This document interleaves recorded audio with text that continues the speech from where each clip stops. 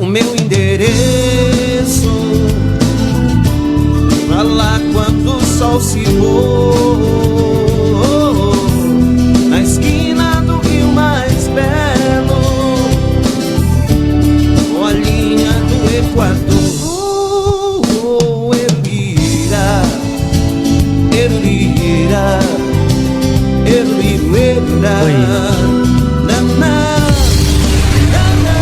Atenção, ouvintes e internautas da Rádio Onda Livre 105,9 FM. Pode aumentar o volume. Começa agora o programa O Direito em Debate. Entrevistas, informações, músicas, entretenimento. O Direito em Debate. Promoções, curiosidades e muito mais. O Direito em Debate. Você em boa companhia. Comunicando ele, o seu amigo de sempre, Doutor Alencar, o Caçador Web. Fala, doutor. A partir de agora, na sua Rádio Onda Livre 105,9 FM. Bom dia agora sim conectado com a sua 105,9 FM Rádio Onda Livre de Santana. Agradecer aí a equipe técnica da 105,9 FM que reconectou a rádio para nós. Agradecer o nosso querido amigo DJ Ita, grande comunicador da cidade de Santana. Agradecer o nosso querido amigo comunicador Antônio Nogueira, sempre ali no melhor programa de todas as manhãs, na 105,9, que é o programa É Pra Falar. Nogueira e Dário ali comandando a sua 105,9. Quero agradecer o Fábio Age, agradecer o Roberto, agradecer o nosso querido Carmezinho. Um grande abraço, Carmezinho, grande jornalista. O Carmezinho agora também faz programa em outras rádios. O Carmezinho se consagrando aí no estado do Amapá como um grande jornalista do nosso querido estado do Amapá. Agradecer também a você, nosso querido ouvinte da 105,9. Agradecer a você também que está se deslocando para o seu trabalho, você que vai rumo agora ao seu ofício de todos os dias, né? Um sábado, hoje está um sábado tranquilo, pelo menos não amanheceu chovendo hoje, né, doutor Andrei? Tá um dia, eu acredito que vai ser um dia maravilhoso aí para todo mundo. Agradecer o nosso querido Abidon ali na Praça de Santana, o nosso ministro da Educação, né? Grande ministro da Educação, Abidon. Muita história. O senhor tem ido por lá, doutor Andrei? Faz umas 2 semanas que eu não vou lá, mas eu tô pensando essa semana em dar uma passada lá, porque ele é um grande amigo, né? Correto. E também a gente gosta de ser esculhambado um pouco. Correto. E por aqui conosco o doutor Eusonias, parceiro de todos os sábados conosco aqui, grande advogado aqui, abrilhantando, melhor falando, o nosso programa O Direito em Debate de todos os sábados. Bom dia, doutor Eusonias. Bom dia, doutor Alencar, bom dia a nobres colegas aqui da bancada, doutora Kênia, a quem eu estendo também os meus cumprimentos ao doutor Andrei Pinheiro, grande colega, criminalista, aguerrido. Quero cumprimentar também aqui o nosso irmão em Cristo, o Fran, que faz parte aqui também dos teclados, que está organizando aqui. E quero cumprimentar o doutor Alencar pela belíssima iniciativa de trazer um tema tão importante para debate no direito. E esse programa ele tem se consagrado cada vez mais aqui por trazer temas relevantes. Quero cumprimentar todos os munícipes de Macapá, de Santana e todo o estado do Amapá e em todo o Brasil, que é a amplitude dessa rádio web. Bom dia. Bom dia, e por aqui conosco a doutora Kênia Pinheiro, grande advogada civilista aí, bastante tempo na área civil, né, abrilhantando nosso programa aqui.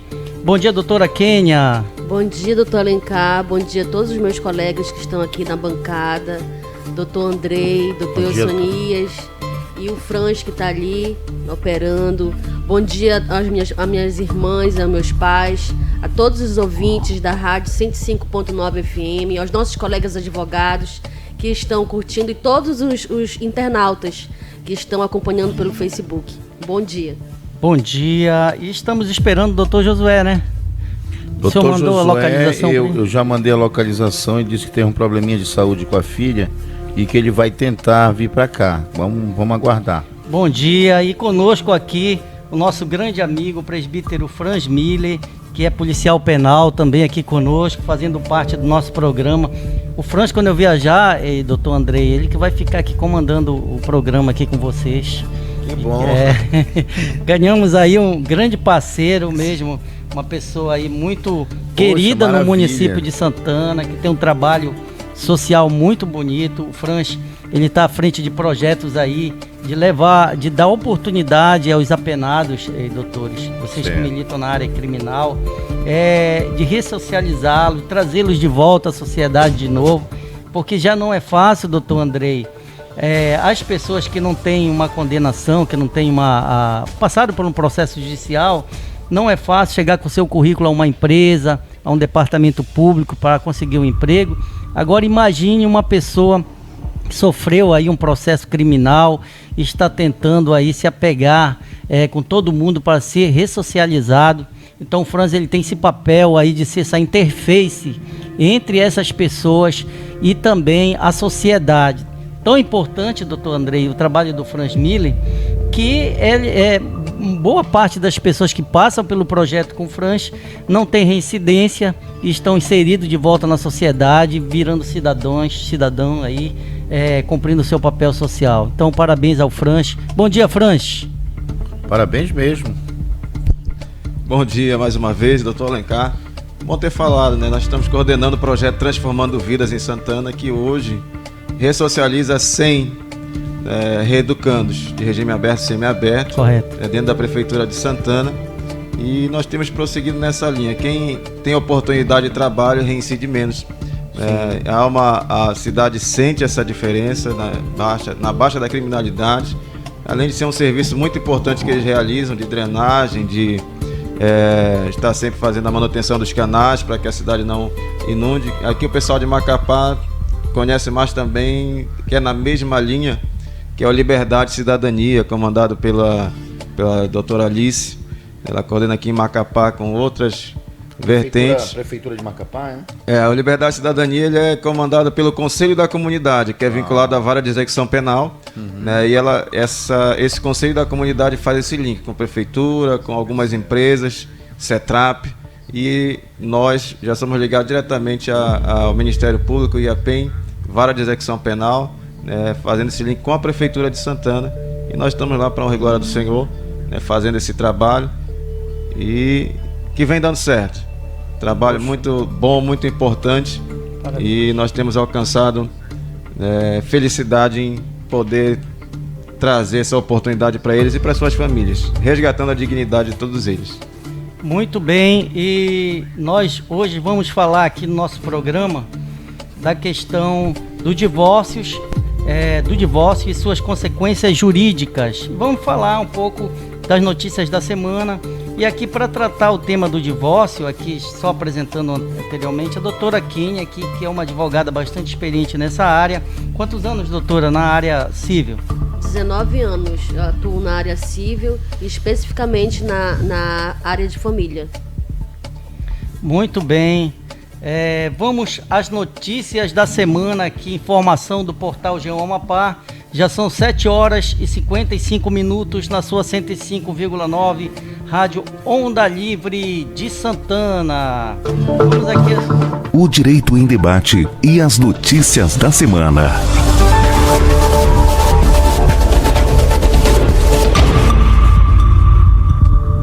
Olha, doutor, aqui notícia do portal G1 Amapá. Homem que usava dinheiro falso para pagar conta de bar são presos em flagrante jogando bilhar no Amapá. 2 homens foram presos em flagrante por darem golpes em bar usando dinheiro falso em Mazagão Velho, a 32 quilômetros de Macapá. A prisão foi feita pela Polícia Militar do Amapá na noite desta quinta-feira 30. O caso teria sido anotado pelo patrão do garçom, que recebeu as notas falsificadas. ele teria tentado fazer uma compra em Macapá, mas o estabelecimento percebeu irregularidades nas notas. A polícia, o funcionário do bar, contou que estava estranhando o fato de os suspeitos estarem sempre pagando as contas com as cédulas de alto valor. Prática que ele diz não ser muito comum nessa época do mês no empreendimento. Doutor Eusonias, tem muito esse tipo de crime em Macapá, de falsidade de dinheiro? Bom dia, doutor Alencar, novamente. Esse tipo de crime é um crime que ele vem aumentando, e ele é um crime de competência, inclusive, da Justiça Federal. Ele é um crime que é um crime contra a ordem econômica, a publicação, utilização, né, de notas falsificadas, e é um crime grave que tem a ver com a competência da Justiça Federal, Polícia Federal.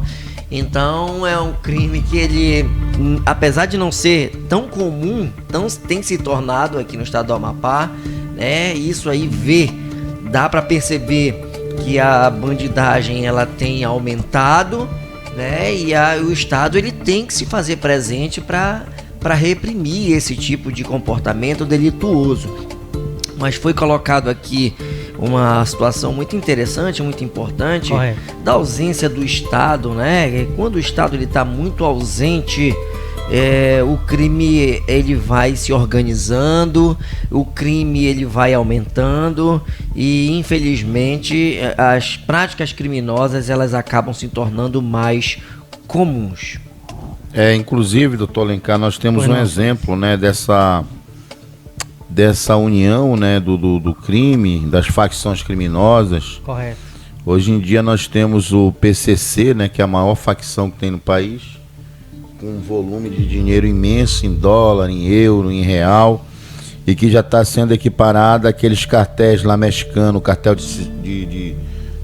do El Chapo, o cartel de Medellín, cartel de Cali. Quer dizer, o negócio já expandiu, já está no mundo inteiro, entendeu?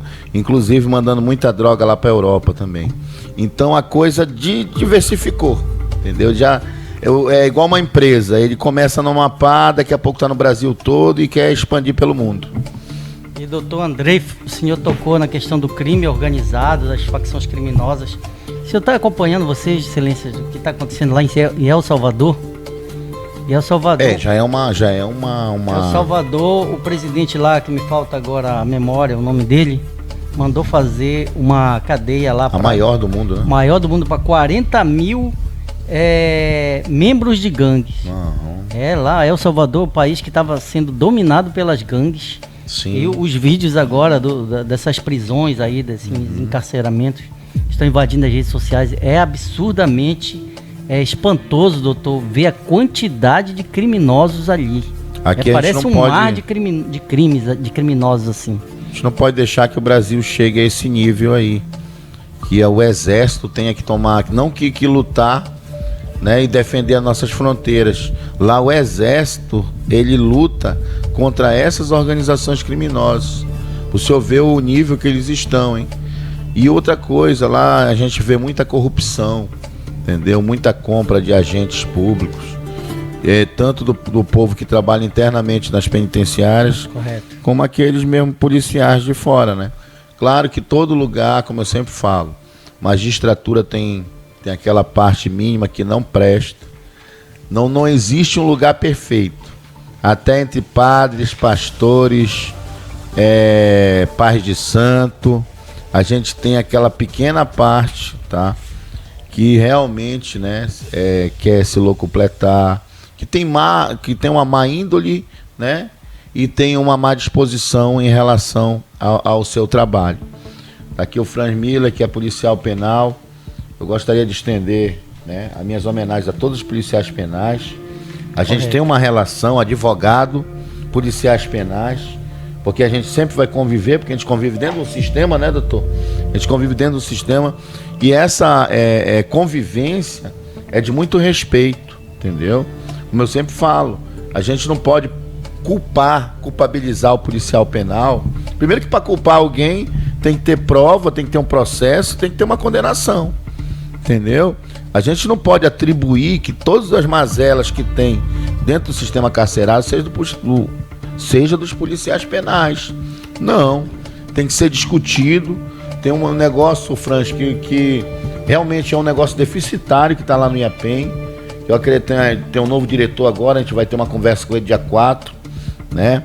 É em relação ao trabalho interno. Muitos presos que querem trabalhar internamente, né? E a gente tem que expandir, porque é aquele negócio, né? Mente vazia é a oficina do capeta, entendeu? E quanto mais, e também é bom pro preso. Cada 3 dias trabalhado, menos um dia na pena. Porque aquele que é do fechado, ele tem que ter direito, porque é um direito que está na lei de execução penal, né, doutor? Exatamente. O doutor Andrei falou muito bem a respeito da ausência do Estado, da ausência do cumprimento de um dever legal, aumenta a criminalidade, como nós vimos aqui. Passar moeda falsa é um crime de competência da Justiça Federal por conta da ausência do Estado. E aí, quando o doutor Andrei coloca a situação carcerária não só no Brasil, como em outros estados, em outros países também, é uma total ausência do Estado no cumprimento do seu dever. Quando o Estado deixa de cumprir o seu papel com a educação, aumenta a criminalidade. É o que a gente vê no estado do Amapá, o abandono total do Estado, e anos em falta de investimento de educação, e acontece o quê? Aumento dos presídios, aumento da criminalidade, e essencialmente aqui no estado do Amapá, a gente vê um abandono do sistema penitenciário.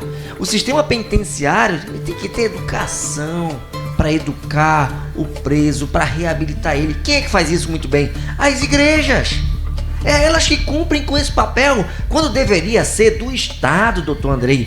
Colocar escola boa dentro do presídio, colocar programas sociais, colocar programa de ressocialização. Isso não existe. Inserir no mercado de trabalho. O Estado não investe, doutor, em quem está aqui dentro, em quem está aqui fora. Imagine os que estão custodiados, os que estão presos lá dentro. É lamentável. E aí a gente tece o nosso papel crítico aqui, sim, no sentido de cobrar do Estado com seu papel, com seu dever. Isso recai muitas das vezes em crítica da sociedade em cima dos policiais penais. A gente sabe que eles não são culpados de nada. Eles são vítimas de um sistema, porque se você for ver as condições do policial penal que trabalha dentro do IAPEM, é triste.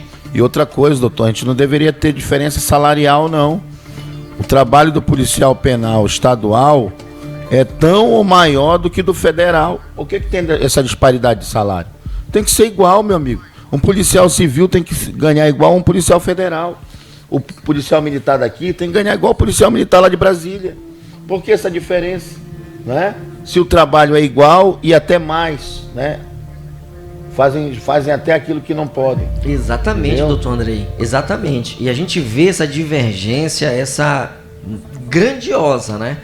E muitas das vezes, como eu estava falando, não se pode estabelecer culpa, né? Quanto que o dever seria do Estado. Sim. E nem do advogado, porque ele está fazendo o trabalho dele. É um direito do cidadão que cometeu algum tipo de ilícito, tem um direito à defesa, tem um direito a uma progressão, ampla defesa ou contraditória. Ele não pode estar eternamente dentro do sistema penitenciário, que não reeduca ninguém, pelo contrário. Olha a diferença que a gente tem, rapidinho.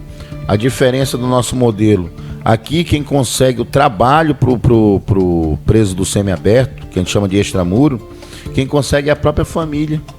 E lá nos Estados Unidos, quando o camarada sai para esse tipo de cumprimento, é o Estado que dá o trabalho para ele através de convênio com empresas. Não é a família que arruma o trabalho pro detento. Quem arruma é o próprio Estado e fiscaliza. Correto. Doutora, quem quer falar, excelência? Não. Calma que vai entrar na praia da doutora aí. Olha, voltando aqui às notícias da semana, troca de tiros deixa ferido após briga entre homens armados em Macapá. Segundo a vítima, ele estava na Praça do Coco, aí eu vi esse vídeo aí, não sei se vocês acompanharam, acompanhado do primo, Gesilo Camelo Pires, que estava portando uma arma de fogo no momento em que visualizou um desafeto que também estava armado. Eita pau! E o negócio virou pra todo lado. O negócio virou Velho Bang, Oeste bang, agora, né? Velho Bang, Oeste. A gente só via isso nos filmes antigamente, né? E sabe qual é a diferença desse povo aí pra polícia? Sim. Porque a polícia tem muito treinamento. Graças a Deus, né? Senão eles tinham matado não sei quantos aí. Pois e esse povo aí não treina, entendeu?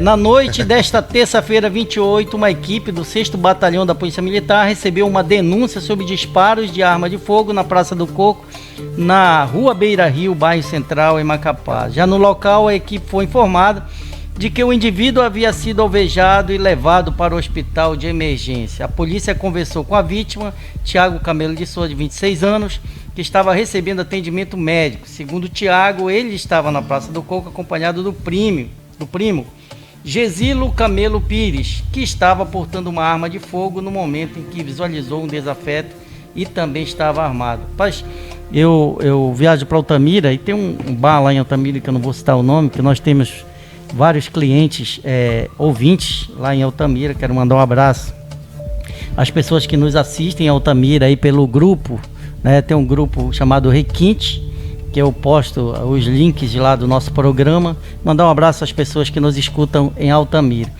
Um bar lá, uma pessoa chegou e disparou uma arma, matou uma pessoa lá.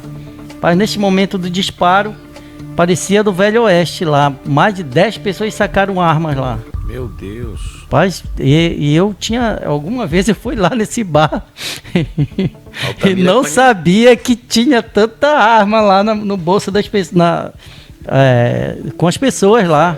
Parecia mesmo, foi impressionante ver a quantidade de gente armada. Então, o Brasil, ele está armado agora, principalmente, né? E fruto disso é a violência latente. O povo brasileiro não tem essa cultura armamentista como tem nos Estados Unidos. A gente vê filmes americanos aí, o pai treinando o filho desde pequeno, 5 anos de idade, a atirar. Os próprios filmes aí retratam muito bem. Mas o Brasil não. O Brasil foi sempre um país pacífico, né, pregado à paz, à tranquilidade. E agora a gente vê essa onda de armas aí. Esperamos aí que tenha mais livro, doutor Andrei, do que arma na sociedade. Com certeza. Doutor Sonias, quer falar? Verdade. O doutor falou uma grande verdade. Nos Estados Unidos ele tem uma política diferente, né? São culturas diferentes, né? Os Estados Unidos ele é um país que investe pesado em educação, né? Tanto é que ela é a maior potência econômica mundial, né? Então é uma situação diferente, apesar de que haja um nível educacional muito alto nos Estados Unidos, existe também a criminalidade. Isso aí, ninguém está livre da criminalidade. Agora, o Brasil, ele tem uma cultura diferente, e ele tem a questão educacional no Brasil ainda é muito gritante a diferença, né? Nós temos aproximadamente aí, eu posso estar errado, que faz tempo que eu inclusive incluí isso na minha tese de mestrado, uma cultura de desinformação e de deseducação. Nós temos no Brasil aproximadamente 70% da população, 70% da população não tem acesso à graduação, doutor. Não tem o nível superior, não tem acesso à escola. Então nós temos um mundo de desassistidos educacionalmente. Correto. Então como colocar armas e colocar uma política de armas como foi colocado no governo passado, se nós não temos um país preparado para receber essas armas? Vai ser um mundo de pistoleiros aí, né? Bang, bang. E quem vai sofrer? Nós. É a sociedade diretamente que vai ser afetada com esse tipo, nesse tipo de contexto de situação, né, doutora Kênia, doutor Andrei? Nos Estados Unidos a gente tem uma cultura, né, em certos estados, né, mais naquela parte sul lá, sulista, né, que é uma cultura de armamento, o camarada anda até com um fuzil lá na rua. Só que a gente tem uma legislação muito dura para quem comete homicídio, que inclui pena de morte, prisão perpétua. Então não é a qualquer hora que o povo sai matando lá, pode até andar armado, mas ele sabe que se ele não matar em legítima defesa, sim, o peso da lei vai para cima dele, ele pode perder até a própria vida. Tem a consequência, né? Sim, tem a causa e a consequência. Então aqui no Brasil, primeiro que lá também eles treinam muito, né? Verdade. Eles treinam até o psicológico. Como é que uma pessoa vai estar armada bebendo? Aqui a gente vê muito. Uma pessoa armada bebendo numa boate, bebendo num bar, como o senhor acabou de falar. Quer dizer, não vai ter um discernimento. É perigoso isso aí. Entendeu? Qualquer coisinha. Teve um caso aqui no policial civil, que eu não sei nem como terminou, que porque uma mulher deu fora dele lá dentro da boate, não quis papo com ele. Certo. Aí depois ele veio e saiu dando tiro lá na boate. Ele foi preso na época, eu não sei como terminou isso aí. Se ele já foi julgado, se aconteceu alguma coisa. Correto. Mas pro senhor ver, um policial que é treinado, entendeu? Sim. Imagina o povão tomando cachaça lá, todo mundo armado. Lá na beira do morro, na beira de uma periferia. Sim. Não vai dar certo, doutor. E para finalizar aqui as notícias da semana, porque daqui a pouco nós vamos entrar na questão do divórcio e também vamos finalizar o programa com as prerrogativas do advogado aqui com o nosso grande amigo doutor Eusonias, especialista aí nessa área das prerrogativas. Especialista e participa da comissão. Sim, lá, sim. Né? E para finalizar aqui as notícias da semana, recusa ao bafômetro lidera a lista de infrações de trânsito no primeiro trimestre de 2023 no Amapá. Que notícia do portal G1 Amapá para o programa O Direito em Debate na sua 105,9. O Departamento Estadual de Trânsito do Amapá, DETRAN, divulgou o balanço das infrações mais registradas nos primeiros 3 meses de 2023 no estado. Foram abordados 3.644 condutores no período, tanto nas rodovias estaduais quanto nas vias urbanas do Amapá. Segundo o DETRAN, o maior número de casos de alcoolismo no trânsito ocorreu durante o carnaval. Dos que foram flagrados dirigindo embriagados, 4 condutores tiveram de ser encaminhados à delegacia e tiveram o veículo retido por estarem com índice muito alto de álcool no sangue. E doutor Eusonias, essa questão da pessoa se recusar a fazer o teste no bafômetro, a gente sabe que no direito penal as coisas têm que ser líquidas e certas, e têm que ser tipificadas. E inclusive a quantidade ali de álcool no sangue das pessoas. Quando as pessoas se recusam a fazer o teste do bafômetro, isso não deixa um pouco fragilizado a ação penal, porque o advogado pode alegar, olha, como é que você vai saber que essa pessoa estava realmente embriagada? A recusa é um direito da pessoa se recusar a produzir prova um de defesa, contra si próprio. Então, se ele, é um direito, inclusive o direito constitucional. Sim. É direito constitucional e cláusula pétrea. Tá? E logo depois vem uma regra dizendo que não, só o médico pode chegar lá e dizer que a pessoa estava embriagada. Neste caso, o direito constitucional, o princípio constitucional não sobrepõe essas regras do Departamento de Trânsito? Exatamente, doutor Alencar, doutora Kênia e doutor Andrei, que muito bem já até confirmou aqui sobre essa situação.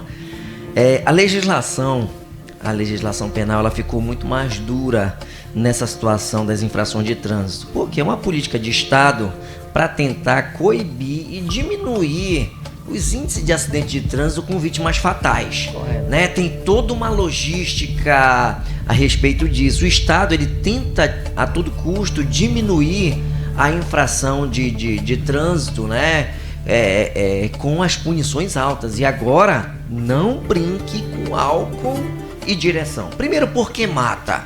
Aí a gente faz o nosso papel aqui educacional, sim, o nosso papel de contribuir com a sociedade. A sociedade ela precisa ser orientada de que ninguém pode concordar, doutor André, que o camarada faça ingestão de bebida alcoólica e continue dirigindo tresloucadamente, me permitam essa palavra, ocasionando vítimas fatais aí, né? No entanto, por outro lado, falando sobre o direito, né, não existe presunção de culpa quando se recusa a produzir prova contra si mesmo. Sim. Todo e qualquer cidadão, claro, orientado pelo seu advogado criminalista, não é sempre que ele vai dizer que ele vai se recusar a fazer o bafômetro. Não. Veja bem, converse com seu advogado antes, faça uma ligação para ele antes de conversar, inclusive, quando você for abordado no trânsito. Por quê, doutor Andrei?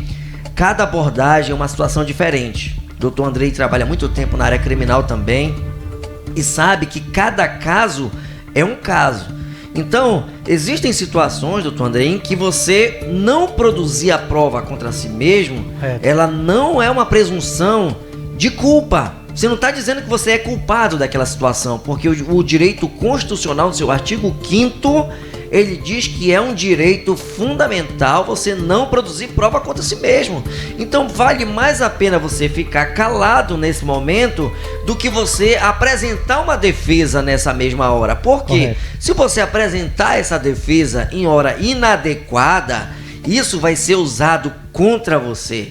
Então mais vale, se você não tiver com sinais de embriaguez, se você não tiver com sinais de ingestão de bebida alcoólica, converse com o seu advogado que ele vai lhe orientar da melhor forma para você se sair dessa situação. Por quê, doutor Andrei? Porque a lei de trânsito, ela endureceu, as multas são altas, sem prejuízo ainda da ação penal. Doutor Andrei muito bem sabe disso. Então, dependendo da situação, ingeriu bebida alcoólica, fale com o seu advogado que ele tem a melhor forma de fazer a sua defesa nesse momento. Mas se for abordado pela polícia durante a ingestão de bebida alcoólica, eu não recomendo, eu não indico, doutor, se recusar ou não recusar, porque se recusar já comete uma infração de trânsito. Se você hoje recusou a fazer o bafômetro, você já está já vai pagar multa automaticamente. Claro, isso vai originar um processo administrativo. Dentro desse processo administrativo, você vai ter o direito de defesa, né? E sem prejuízo ainda de uma ação penal pela infração. Muito bem, doutor Andrei, você quer falar alguma coisa para finalizar esse quadro? Há um confronto aí, né? Há um confronto entre a norma administrativa e a norma constitucional. Eu acredito que, particularmente, na minha opinião, nesse confronto se sobrepõe a norma constitucional. Primeiro porque, como o senhor falou, ninguém pode produzir prova contra si mesmo. Dentro do direito de defesa, a pessoa ela pode sim se negar a fazer o etinômetro, sem prejuízo. Cada caso é um caso, o doutor falou aqui. Se houve homicídio, se foi culposo, se foi doloso, tudo isso vai ser analisado. Mas a gente não pode, né, querer pular, né, e querer burlar o devido processo legal. Todos têm o direito ao devido processo legal, tá? Nós tivemos aqui uma fase no país com a Operação Lava Jato, que foi a operação de caça às bruxas. Correto. Tá? Que até o advogado era desmoralizado lá na audiência lá, por um juiz que hoje é senador, que era um juiz parcial e que tinha intenção até política. Tinha intenção, tanto intenção monetária, que ele ganhou muito com isso, como intenção política, que ele ganhou hoje um mandato no Senado. Então o senhor veja que as coisas são manipuláveis. A gente sempre tem que desconfiar. Aonde há fumaça, há fogo. Quando a pessoa vem como paladino da justiça, que quer arrebentar tudo, infelizmente aconteceu o caso do delegado aí, né? Do delegado lá, delegado Sidney Leite, né? Que ele colocar muito, apreensões, rede social, aquele negócio todo. Sem dizer que o delegado é culpado ou inocente, quem vai falar isso aí é o processo. Mas olha o que aconteceu, teve uma prisão preventiva, né? E aí caiu tudo aquilo, né? Infelizmente é assim, se ele for inocente ao final do processo, tem direito até uma indenização, porque a imagem dele caiu todinho. Correto. A partir do momento da prisão preventiva, a senhora veja, doutora, o dano que é uma prisão preventiva. O camarada tem uma imagem e ela cai na hora de unir ele até o crime organizado. Mas, claro, ele está tendo direito de ampla defesa e depois, ao final do processo, a gente vai saber se ele é culpado ou inocente e depois de transitar em julgado ainda. Verdade, doutor Alencar, se o senhor me permite só concluir esse exemplo do doutor Andrei. Correto. Isso é tão relevante, a presunção de inocência e não fazer um julgamento de culpa, inclusive inquérito policial. Esse inquérito que apurou essa operação que apurou a situação, que houve busca e apreensão contra o delegado, ela foi toda anulada. Se não foi ainda, vai ser, porque totalmente ilegal as buscas e apreensões, que inclusive buscaram documentos dentro de um escritório de advocacia para conseguir documentos do cliente dentro do escritório, o que é totalmente ilegal pela Lei 8906/94, doutor. Então foi uma operação midiática que destruiu a vida profissional de delegados e de advogados também, porque essa operação fez busca e apreensão no escritório de advocacia, chamando o advogado de bandido, e no final o processo todo anulado. E isso já se viu na Operação Lava Jato. O Sérgio Moro fez isso, eu falo isso porque ele é uma pessoa pública, e a gente viu os abusos praticados por esse pseudo-juiz, porque o juiz de verdade ele é imparcial e ele não toma partido nenhum. Muito bem, finalizando esse quadro das notícias da semana, doutor Andrei, Só um minutinho, doutor. O nosso amigo aqui, o doutor Arci, está mandando um abraço para todos. Ele está acompanhando a nossa live. Muito bem, doutor Arci. Um abraço pro doutor Arci. Conheço muito bem. Um abraço, conheço. Gente boa, né? Gente boa, nosso colega. Muito bem, vamos entrar no quadro Direito Debate, o seu direito. O Direito em Debate e a hora certa. Bom, são 8 horas e 22 minutos aqui na sua 105,9 FM, Rádio Onda Livre de Santana. Você está acompanhando o programa O Direito em Debate. Continue ligado. O Direito em Debate. Apresentação: Doutor Alencar, o Caçador Web, Doutor Andrei Pinheiro e Paulinho do Cinema. Continue ligado. Aqui no quadro O Direito em Debate, seu direito, nós vamos discutir a questão do divórcio e as suas consequências jurídicas. Eita. Nós sabemos que o divórcio, esse instituto do divórcio é bastante comentado, né? As pessoas carecem de muitas informações sobre o divórcio. O advogado, principalmente o advogado civil da área de família, tira muitas dúvidas da população, das pessoas que querem saber como proceder, como fica a questão da separação, como ficam os filhos na separação judicial, como fica a questão da pensão alimentícia, como fica a questão dos herdeiros. Então, é muito importante esse quadro, Direito Debate, seu direito. Aqui conosco a doutora Kênia Pinheiro, que é uma civilista já há bastante tempo na área. Muitos casos, muitos clientes, muitas situações adversas. Ela tem presenciado e vivido no dia a dia da sua labuta, dessa nobre profissão que é ser advogado. E é assim, a legislação brasileira prevê que quem está casado ou vivendo em união estável não pode constituir uma nova família, sob pena de esta não seja reconhecida, deixando de receber amparo jurídico. Após a separação de fato, contudo, esse impedimento não existe mais, podendo haver a configuração de uma união estável, casamento, por sua vez, apenas o divórcio. O artigo 1723, parágrafo 1º do Código Civil. Doutora Kênia Pinheiro, fique à vontade. Bom dia a todos os ouvintes. Essa é uma área que eu gosto muito, é a minha área, né? Família.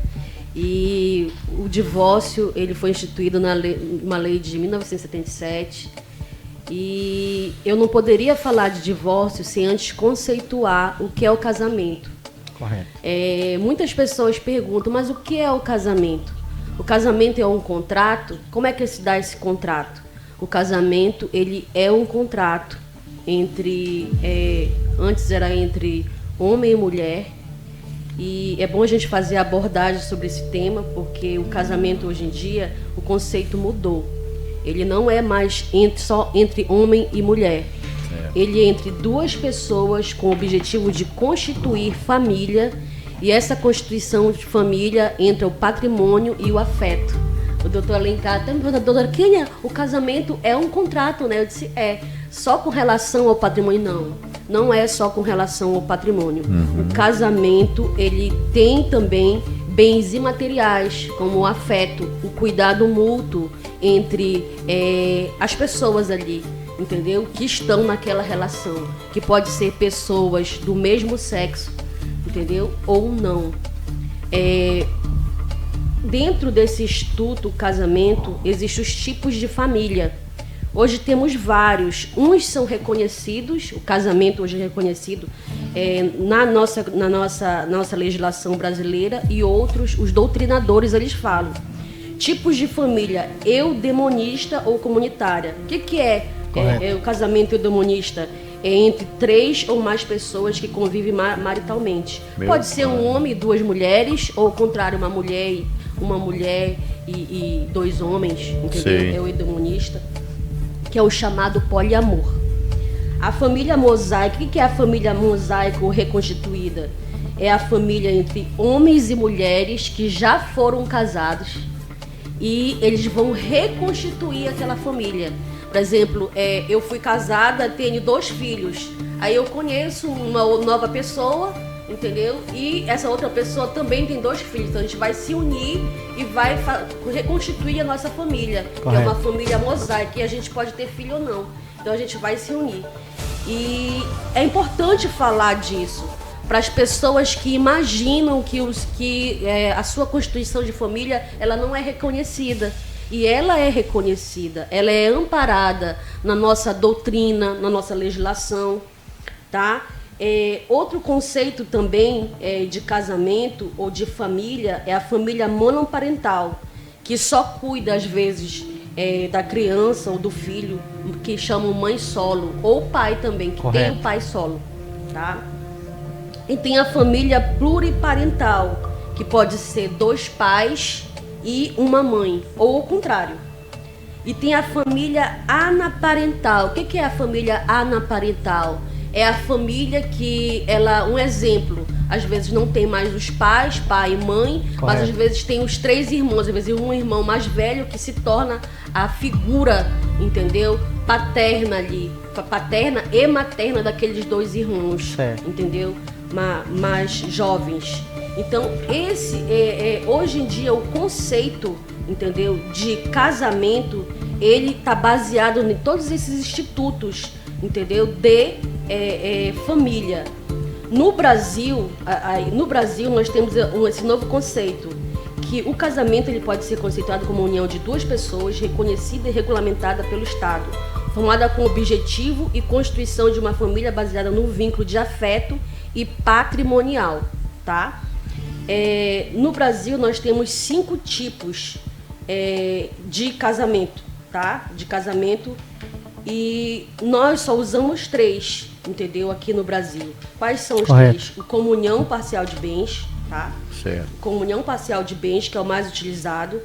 Comunhão universal de bens e o de separação de bens. Nós temos os outros tipos também, participação final nos aquestos e separação obrigatória de bens. O comunhão parcial de bens já fala, entendeu? Você se casou no regime de comunhão parcial de bens. Os bens eles vão se comunicar a partir dali do casamento. E qual é o impacto desse regime, entendeu? Quando acontece o divórcio? É que é metade. Eu, como advogada de família, eu recebo sempre uma pergunta de muitos clientes que às vezes não trabalham, são dependentes econômicas do seu esposo, e elas perguntam: doutora, eu tenho direito, entendeu? Eu vou me divorciar, eu tenho direito a metade do que foi constituído? Tem.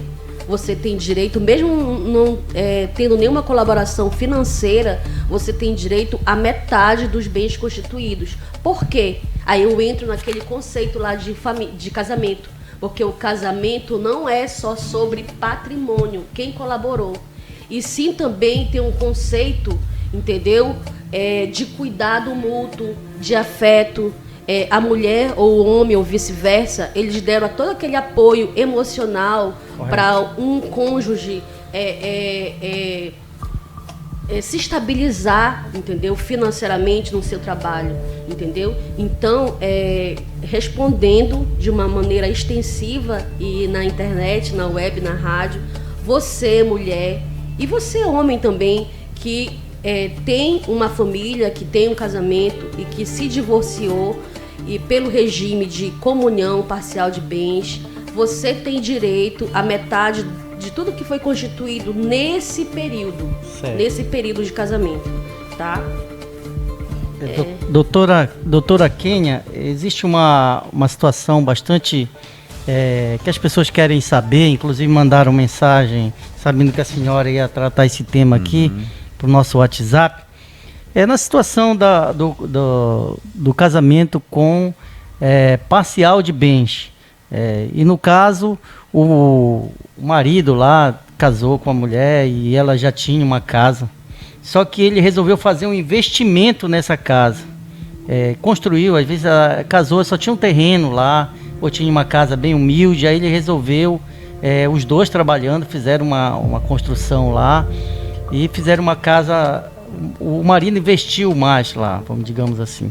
Nessa situação, quando for uma possível separação, que for dividir esse bem, essa casa, o marido ficaria com uma parte maior desse valor, sendo que ele investiu mais na casa do que o terreno que já era antes da companheira? Na realidade, isso daí é uma prova, como eu falei, o regime de comunhão de bens, os bens eles vão se comunicar a partir do casamento, a partir dali. Se ele já tinha uma casa ou um lote, aquela casa, aquele lote é dele. Vai passar, o processo vai passar por uma perícia, geralmente técnica, sim, é uma imobiliária que vai avaliar esse bem. Mas a pessoa que estava com ele, foi realizada uma reforma ou benfeitorias, essas benfeitorias realizadas, elas são divididas, tá? Aí, no final, pode se indenizar, por exemplo, a benfeitoria deu o valor de R$100, essa reforma deu R$100, R$100 mil, ela tem direito a R$50 mil. Entendeu? De uma forma bem explicativa, é assim. Mas o lote, entendeu? A casa era da pessoa, do cônjuge, entendeu? Não vai se comunicar. Os bens, eles só se comunicam a partir daquele casamento no regime de comunhão parcial de bens, entendeu? Correto. E se foi feita reforma, benfeitoria ou foi construída um lote, vai ser passado por uma avaliação de uma imobiliária que eles vão separar, distinguir quanto é que foi o valor dessa reforma. Aí vai ter que ser feito, entendeu? E a pessoa vai ter direito a 50% dessas benfeitorias ou dessa reforma. Correto. Doutor Sonias, quer perguntar alguma coisa para a doutora Kênia? Eu quero inicialmente já parabenizar a doutora Kênia pela brilhante explanação, né, sobre o casamento, né, e sobre o divórcio também. E a minha pergunta é no sentido de que a divisão patrimonial nos bens em comunhão parcial de bens é igual, doutora, na comunhão universal de bens? Explique pra gente, por favor. Não, na comunhão universal de bens, todos os bens se comunicam, entendeu? Antes do casamento, entendeu? Se eu vou me casar, por exemplo, se eu já tenho um carro, uma casa, se eu resolvo me casar no regime de comunhão universal de bens, a minha casa, o meu carro que eu já tinha antes, eles vão se comunicar, entendeu? Então, eu tenho direito a esses bens que o meu cônjuge, meu esposo, já tinha anteriormente ao casamento, tá? Correto, muito bem. Doutor Andrei, quer perguntar alguma coisa, doutora Kênia? Começou ligado mais ao povão, doutor. O que dói mais no divórcio? O bolso, o coração ou os dois? Eu acho que os dois, doutor, porque sempre o divórcio ele é muito difícil. E por que eu coloquei impactos jurídicos? Sim. Porque tem também, quando o casal ele tem filhos, existe também a situação da guarda.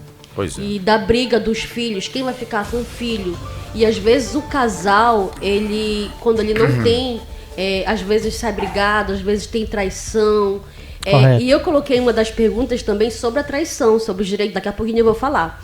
Então, eles é um cabo de guerra, eles usam a criança, entendeu? Eles usam o filho, entendeu? Para conseguir os seus objetivos, usando uma criança. Então, um dos impactos do divórcio, além do patrimonial, que ele vai ser dividido, dependendo do regime, entendeu? Ele vai ser dividido. Certo. Quando eu falo do divórcio, é para quem se casou oficialmente, mas a união estável, para todos que estão ouvindo aqui, a união estável, ela é equiparada ao casamento civil. Então, quem vive em união estável tem seus direitos resguardados pela Constituição Federal. E como é que fica, doutora, a partilha? A partilha fica conforme o regime de comunhão parcial de bens. Tem gente que quer dar uma despeito e dizer assim, não, eu não vou me casar para não dar o direito para um, para outro. Eu ouço muito essa história, entendeu? Você está equivocado, meu querido. Porque se você não casar, não escolher o seu regime, você vai dividir, se você viver em união estável, entendeu? Eu vou até repetir. Quem não quiser escolher o seu regime de casamento, viver em união estável, você vai dividir da mesma forma como se você tivesse casado no regime de comunhão parcial de bens, tá? Porque a união estável, ela é equiparada ao casamento e o critério da divisão dos bens é o de comunhão parcial de bens, tá bom? Doutora Kênia, tem uma situação aí, um fato que aconteceu já faz tempo já, de uma pessoa que ele trabalhava, tipo, num órgão desse aí, tipo IBAMA, alguma coisa, e viajava vários interiores aí. Então, cada interior desse, ele tinha uma relação lá, uma família com filhos e tudo mais. E depois ele veio a falecer e entrou na parte da partilha e veio os filhos, né, que ele... Então, uma família não conhecia, a outra também não conhecia. Entraram na justiça e o juiz chegou a reconhecer aí, parece, 3 relações, 3 uniões estáveis dessa pessoa aí. Essa questão do reconhecimento de uma margem, união estável. Uma pessoa, digamos que o cara é casado, a pessoa é casada e tem uma união estável com uma pessoa no interior. Necessariamente por esse reconhecimento precisa que aquela mulher, aquela pessoa que é casada não saiba dessa nova relação? Exatamente, doutor. Aqui no Brasil, o nosso regime, ele é da natureza do casamento, ele é monogâmico, tá? Sim. Então, para que essas famílias, por exemplo, ele viajava muito, então ele construiu várias famílias. Então, um dos critérios para ela ter esse seu direito resguardado é que ela não saiba que ele é casado, entendeu? Sim, ela tem que provar que ela não sabia, entendeu? Geralmente, o código, né, os doutrinadores, quando eu estudava, dava aquele, os caixeiros viajantes. Eles falavam muito assim, o doutrinador falava assim, o caixeiro viajante que viaja para um lado, que viaja para o outro. Então, o Silvio Rodrigues, que é o civilista, um doutrinador. Então ele falava assim, os caixeiros viajantes que viajavam muito, às vezes eles deixavam uma família em cada cidade.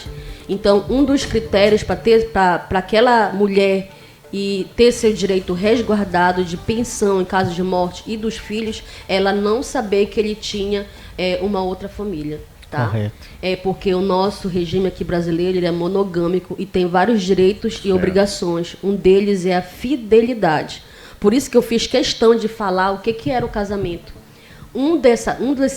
Desse aspecto que é imaterial, que é subjetivo, é justamente esse, um dos deveres do casamento. É a fidelidade, é o cuidado mútuo. Então, aqui no Brasil, ele só é amparado, esses casos aí que o senhor falou, se ela não tem conhecimento. Se ela tem conhecimento, ela vai perder a ação, e eu já vi. Eu já até militei em caso adverso e não foi próspera. Não foi próspera, porque a pessoa sabia que ele era casado no civil.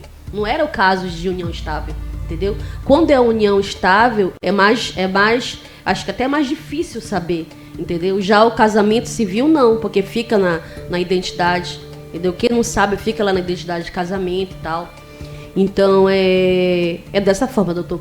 A outra pessoa, para ela ter amparado do seu direito, ela precisa não saber, não ter conhecimento que o homem tem outra família. Bom dia. Eu quero fazer uma pergunta também para a doutora Kênia, aqui, sobre a orientação do nosso capitão aí, que é o doutor Alencar. Nosso âncora, né? Nosso âncora. Isso. Eu quero fazer uma pergunta para a doutora Kênia, já que ela está falando de casamento, divórcio e as questões familiares. Quero perguntar para ela se é mais fácil dentro da justiça comprovar quando há o casamento e sobre a união estável, que a gente percebe muito, doutora, a gente que trabalha todos os dias aí com a justiça, mais fácil fazer a comprovação e tramitar dentro do judiciário quando há o casamento ou quando há uma união estável? E se é possível, depois de morto, fazer a comprovação da união estável? E também eu quero aqui, doutora, mandar um abraço para todos os colegas, os criminalistas que estão prestigiando a doutora Kênia lá no grupo dos criminalistas, doutora Crícia Santos, doutores, todos os doutores que estão, a doutora Diandra, doutor Andrei Pinheiro, lá no pessoal do grupo do Centrão. Isso. E a todos Grupo dos os guerreiros. advogados e as advogadas que prestigiam esse programa aqui, que é um programa de direito e de debate. Doutora Kênia. Respondendo a sua questão, doutor, a nossa legislação brasileira, ela não exige qualquer documento para a união estável. Certo. Mas hoje existem os cartórios que eles fazem aquela declaração, aquele documento de união estável, justamente para que quando houver, entendeu, essa separação, porque, doutor, questões de família é uma questão delicada. Às vezes, que a parte ela fica com dificuldade de levar uma testemunha. Porque geralmente as testemunhas, elas conhecem o casal, entendeu? E muitas testemunhas, elas não querem ficar nessa situação constrangedora. Poxa, mas eu conheço, eu vou lá comprovar e tal. Então, por isso que hoje em dia, entendeu? Se faz essa declaração de união estável. Mas a nossa legislação brasileira, ela não exige. Porque muitas pessoas procuram os cartórios para fazer essa declaração de união estável, justamente para facilitar no momento da dissolução de união estável, entendeu? Para não ter que chamar um familiar que às vezes não quer ir, às vezes um amigo em comum do casal. Então, para facilitar o processo de dissolução de união estável, se faz esses documentos comprobatórios. Mas a nossa legislação brasileira, ela não exige. Doutora, eu tenho uma dúvida aí. Não pode ser feito, né, contrato, né? Na união estável, né? Ou pode? Na realidade, na união estável... Em relação a bens, né? Não, patrimonial não. O regime que prevalece, entendeu? É o da comunhão parcial de bens. Entendeu? Sim. Se fizerem um contrato, cabe a outra parte, se ela não for... Se o contrato não for muito pesado para ela, cabe a ela aceitar ou não, entendeu? Certo. Mas não cabe, entendeu? Se fizerem, é inválido, tá?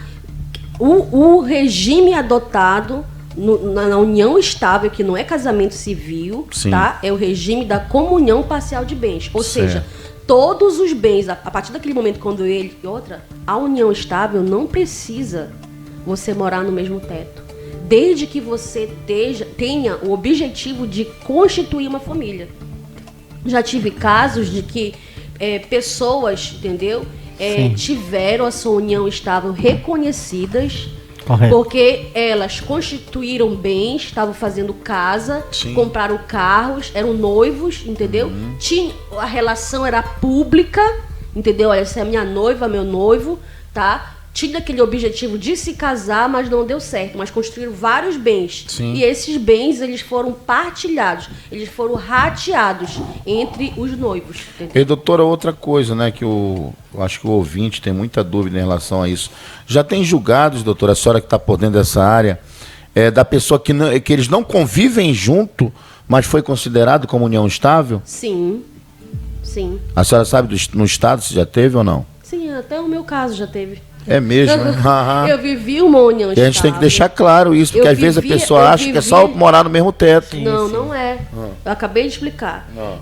Eu tive uma união estável que nós construímos vários bens, tá? Ele morava na casa da mãe dele e eu morava na minha casa, tá? Sendo que essa união, nós não morávamos no mesmo terra, mas estávamos construindo vários bens, porque nós íamos nos casar. Tá? Então, foi confirmado a nossa união estável, ela foi reconhecida e ela foi dissolvida. Como que aconteceu isso?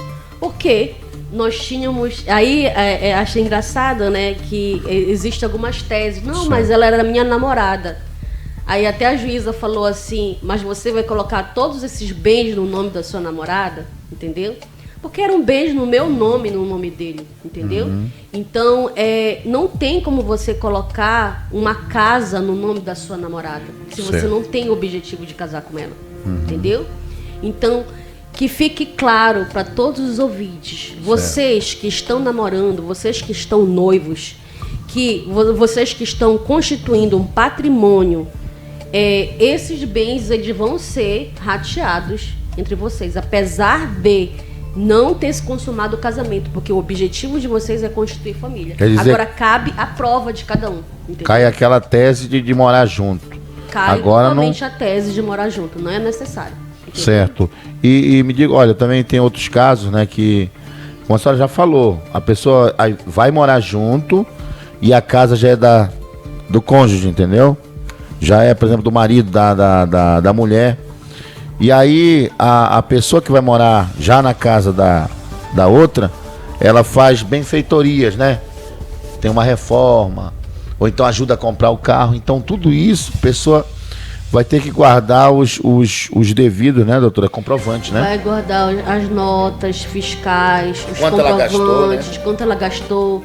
Vai, uma dica, sempre anotar o nome do pedreiro. Olha aí. Pedreiro, do carpinteiro que fez a reforma, porque depois a imobiliária, ela vai fazer, entendeu? A avaliação imobiliária. Mas é sempre bom, porque como eu falei, nessas questões de família, muitos não querem ser testemunha quando se tem união estável, entendeu? A união estável, ela se comprova na fase processual com testemunha, se não tiver o documento, se não tiver declaração de união estável, entendeu? Então, se prova com documentos, se prova com testemunhas, entendeu? Mas só que no caso de testemunhas, às vezes muitas não querem ir, então tem que ter o documento. Você prova que você fez aquela reforma, aquela benfeitoria, que você estava com ele, apesar de não ter colaborado com nada. Às vezes, doutora, eu não colaborei com nada. É igual do regime de comunhão parcial de bens. Eu não colaborei com nada, mas eu estava com ele. Você estava com ele. Você deu apoio para o seu esposo, emocional. Você o incentivou a galgar degraus e se elevar profissionalmente, se estabilizar. Entendeu? Então, você tem direito. Muito bem, nós estamos aqui com a doutora Kênia Pinheiro, advogada civilista, membro aqui do programa O Direito em Debate. E doutora, esse tema é um tema bastante interessante, né? Porque passa um filme na cabeça da gente, né? Todo mundo já viveu uma situação de separação, não todo mundo, mas boa parte das pessoas, situação de separação. E a gente fica com muitas dúvidas. Depois da nossa vinheta, eu vou fazer a última pergunta aqui para a doutora Kênia e nós vamos finalizar com as prerrogativas. Franz não tem nenhuma dúvida da OAB. Franz, quer perguntar alguma coisa, doutora Kênia? O momento é esse, né? É um assunto muito, muito interessante, né? E trazendo um pouco para o meu lado, é interessante também saber que, e até triste saber que dentro do público evangélico, a porcentagem de separação é muito alta, de divórcio. Então, hoje, os casais eles já perderam aquele sentimento inicial, né, de que o casamento é para a vida toda. Então, eu queria só fazer essa pontuação e também perguntar para a doutora, né, nesses casos de separações, né, foi falado muito a questão dessa questão de separação de bens, né, mas eu queria só que você deixasse claro, apesar que nós já somos cientes dessa situação, né, daqueles bens antes do casamento, casou, depois do casamento, como é que funciona essa divisão, que às vezes a realidade do pobre é o quê? Vamos juntar nossas panelas, nossas trouxinhas e vamos embora ver o que acontece. Passa o ventilador. Né? Um puxa o ventilador, outro traz a rede. Então, essa divisão do antes e posterior ao casamento, só para esclarecer para quem está nos ouvindo, né, como é que funciona e como é que permanece. Franz, foi muito bem pontuado por você essa questão do casamento no prisma teológico, porque para as igrejas o casamento ele é indissolúvel, e já no casamento civil ele é dissolúvel a qualquer tempo, ele pode ser dissolúvel a qualquer tempo. Então, com relação à união estável, volto a repetir, o regime que se segue é o da comunhão parcial de bens. Se a pessoa casou, entendeu? Casou, foi conviver junto, foi viver em união estável, se ela já tinha algum bem, entendeu? Se ela já tinha algum bem, entendeu? Aquele bem que ela tinha, ele não vai ser comunicado com os outros bens, entendeu? Tem que saber exatamente quando se deu essa união estável, qual foi o dia, qual foi o mês, entendeu? Aqueles bens dali para frente, eles vão ser comunicados, eles vão ser partilhados entre o casal, daquela data para ali, entendeu? E uma pergunta, eu fiz aqui 2 perguntas para mim mesmo para eu responder, certo. Porque tem muita gente que pergunta, cabe indenização no divórcio no caso de traição? Cabe, entendeu? Sabe por quê? Porque um dos deveres do casamento... É dano moral? É a fidelidade, sim. Dano moral e indenização. Se, entendeu? Porque muita gente diz assim, mas traição ela é comum e tal. Se essa traição, ela causar humilhação, constrangimento para outra parte, tá? Por exemplo, se a parte flagrou o seu esposo, ou ao contrário, a mulher, entendeu? Ou ele flagrou a sua esposa em lugar público e ele estava acompanhado de amigos e os amigos começaram a zoar com ele e tal, e ele se sentiu abalado, pode, entendeu? Gerar indenização. Agora, a traição. Qualquer tipo, não, ele me traiu, vou pedir dessa, não. Só se causar constrangimento, se colocarem estava falando de crimes cibernéticos, né? Isso. Hoje em dia, se ele tem uma amante, entendeu? E a própria amante divulgar nas redes sociais que ela está com cônjuge casado e isso vira público, isso pode gerar uma indenização, tá? Uma pergunta dos nossos ouvintes aqui, internautas, a Val, né? Isso. A Val perguntou, a doutora Quênia, já tenho união estável, como faço para reconhecer em juízo? Precisa? Na realidade, Val, bom dia, obrigada pela participação. Você não precisa reconhecer, entendeu? Essa união estável no cartório. Mas eu lhe oriento a fazer isso, porque se houver, entendeu, uma separação, porque na união estável a gente fala separação ou dissolução de união estável. No casamento, que são aqueles de comunhão universal, a gente fala divórcio, tá? É essa a diferença. Então, Val, eu lhe oriento a você procurar um cartório para você não ter qualquer tipo de dificuldade na hora de dissolver essa união estável, tá? E doutora, um abraço aí para nossa amiga Val, né? Ela é assistente social. Eu acredito que brevemente ela estará trabalhando lá no IAPEM, entendeu? Porque é para isso que ela está lutando. E, doutora, deixa eu lhe perguntar uma coisa. A senhora falou aí de levar ao cartório, né, aquele documento de união estável. Uma declaração. Uhum. Tá. E se a pessoa não levou no cartório?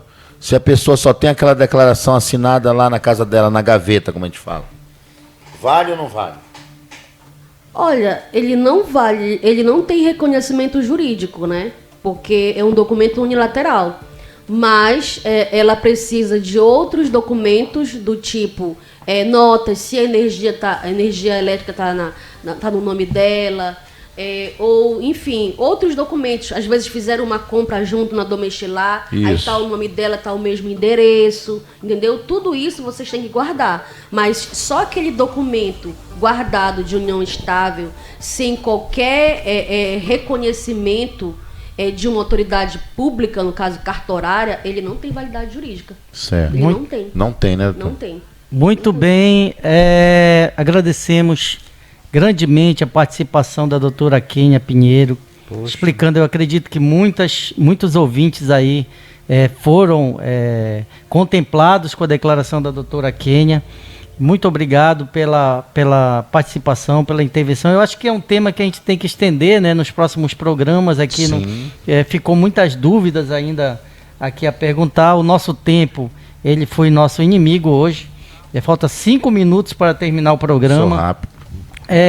Dizer aqui também que a Rosivane, né, ela tá mandando aqui, dizendo que tem um bingo beneficente aqui do dia 8/4, em prol da saúde do Elton, né, o Elton está doente aí, e a Rosivane e a sua família estão promovendo aí um bingo, vai ter bastante sorteios aí, vai ter DJs, vai ter música, enfim, a sociedade aí, a família e os amigos se unindo aí para conseguir levantar dinheiro aí para a saúde do Elton, aí que precisa fazer cirurgias e tratamentos. Então, mandem aí, se vocês estiverem interessados, R$5 a cartela.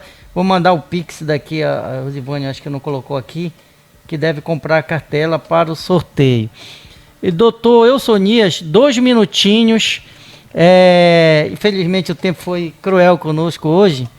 Das prerrogativas da OAB, né? O advogado, como deve ser tratado aí o nosso querido advogado no dia a dia aí ante os órgãos públicos, Excelência. Exatamente, doutor Alencar. É um tema sempre muito relevante, né? Porque quem está no exercício diário da advocacia, doutor Andrei, doutor Alencar, doutora Kênia, sabe que nós, enquanto advogados, defendemos o direito do cidadão, que é um direito constitucional estabelecido na Constituição. Então, o advogado, ele não está lá apenas para defender o direito da pessoa. Ele está lá para defender o direito de um Estado democrático de direito. Certo. Ele está lá para defender a cidadania. Ele está para defender o direito do cidadão garantido na Constituição. E a advocacia, no artigo 133, diz que não há justiça se não houver advogado e advogada. Então, o advogado, ele é essencial à administração da justiça. Impedir que o advogado exerça a sua profissão, a autoridade, ela está cometendo um abuso. E o abuso é um crime em face da violação dessa prerrogativa. Certo. E é com esse sentimento que eu agradeço a participação nesse programa. No outro dia, aí, no próximo sábado, quem sabe a gente vai dar mais esclarecimentos, porque houveram alterações importantes sobre a lei, né? Essa semana agora eu fui confrontada por uma delegada de polícia, a delegada abusando do direito de exercer a sua profissão, e eu disse para ela que eu não ia tolerar nenhum abuso. Eu estava lá para contribuir com o esclarecimento dos fatos, mas abuso nós não iríamos tolerar. E disse em alto e bom som que a advocacia e o exercício da advocacia tem que ser respeitada, seja na delegacia, seja nos fóruns, por políticos ou por magistrados. Verdade. O advogado ou a advogada não se submete ao promotor, ao juiz, nem delegado e qualquer autoridade pública. Deve ser respeitado como autoridade. Doutor Andrei, com a autoridade que Vossa Excelência merece ser, e é esse o sentimento que nós temos quando se fala de prerrogativas. Eu já quero aqui fazer meus agradecimentos. Não sei se o senhor me autoriza, o nosso âncora, doutor Alencar, e parabenizar aqui a doutora Kênia pela belíssima explanação. Já vamos começar a guardar os comprovantes, doutor Alencar. Olha lá, rapaz, isso é confusão. A doutora Kênia estava explicando. E até o pedreiro, hein? Cuidado. Aqui, o doutor Alencar balançava a cabeça aqui. Ai, grande aula aqui. Olha, eu quero lá, doutor. Parabenizar a doutora Kênia. É um aprendizado ficar caladinho aqui, escutando Alencar, olha, o namoro de 6 meses, doutor Alencar. É sempre um aprendizado pra gente. Parabéns, doutora Kênia. Doutora Alencar, obrigado pela participação. Doutor Andrei, sua sabedoria nos inspira. Muito obrigado a todos. Franz, considerações finais. É um prazer e uma honra e uma alegria estar aprendendo com vocês aqui. O tempo é pouco. Na próxima vez a gente vai estar aqui com certeza debatendo mais, aprendendo mais, compartilhando mais, né? Fazer essa interatividade sempre é bom. Agradecer aqui ao Elias Brito, que está nos ouvindo, policial civil, investigador dos Borges. Grande abraço ao Elias. Todos os familiares e amigos, que Deus possa abençoar cada um de nós. Correto. Doutor Andrei. Um abraço, né? Um abraço à minha esposa, toda a minha família, minha mãe. Um abraço a toda essa classe aí de policiais que eu já fiz parte. Já fui policial militar por 6 anos da minha vida. E eu sei qual é a luta, qual é a labuta principalmente do policial militar, que é o que primeiro enfrenta, né? O primeiro enfrentamento é da polícia militar. Sem, é claro, deixar de lado a polícia civil, a polícia penal, todos os órgãos de segurança pública. Um abraço a todos, tá? Bom final de semana e que Deus proteja a todos. Doutora Kênia Pinheiro. Gente, infelizmente o tempo não deu. Eu ainda iria falar sobre abandono do lar, se gera perda de direito. E se no caso de divórcio, homem e mulher podem ficar com pensão. Então eu convido todos vocês, ouvintes da rádio, se vocês quiserem esclarecimentos sobre o tema divórcio e seus impactos, mande perguntas. Qual é o telefone, doutor Alencar? Pode mandar para o seu mesmo. É o 981340968, é o meu telefone. Tá? Eu vou ficar muito feliz de esclarecer e, quem sabe, vir ao próximo programa dar continuidade a esse tema. Pode repetir, doutora. 981340968. Certo. E tem o meu Instagram, Pinheiro Kênia, @PinheiroKênia, e tem o meu Facebook, Kênia Pinheiro. Então, fico aqui, doutor, esperançosa de que volte esse tema, e eu fiquei muito feliz de ver todos os meus colegas muito interessados, entendeu? Sim.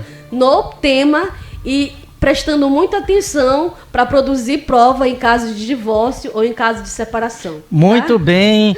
Agora fique com o DJ Ita. Agradecemos aí o DJ Ita por 2 minutos que avançamos no programa dele. Um abraço. Um abraço do programa O Direito em Debate ao DJ Ita e a todos os seus ouvintes. E agora fique com o DJ Ita e no próximo sábado não se esqueça de sintonizar 105,9 no programa O Direito em Debate das 7 às 9 da manhã aqui na sua 105,9 FM. Agradecendo a todos, agradecendo principalmente a Deus pela oportunidade, ao Franz Miller, doutor Andrei, obrigado. Doutor Elsonias, doutora Kênia Pinheiro e todos os colegas advogados que estão ligadinhos no programa O Direito em Debate. Fique com Deus até o próximo sábado, se Deus quiser. Olha, doutor, que eu botei aqui o senhor. Não percam todos os sábados das 7 às 9 da manhã o programa O Direito em Debate, o maior programa jurídico e jornalístico do rádio amapaense. Apresentação doutor Alencar, o Caçador Web, doutor Andrei Pinheiro e Paulinho do Cinema, na sua 105,9 FM, Rádio Onda Livre de Santana. Esperamos por você.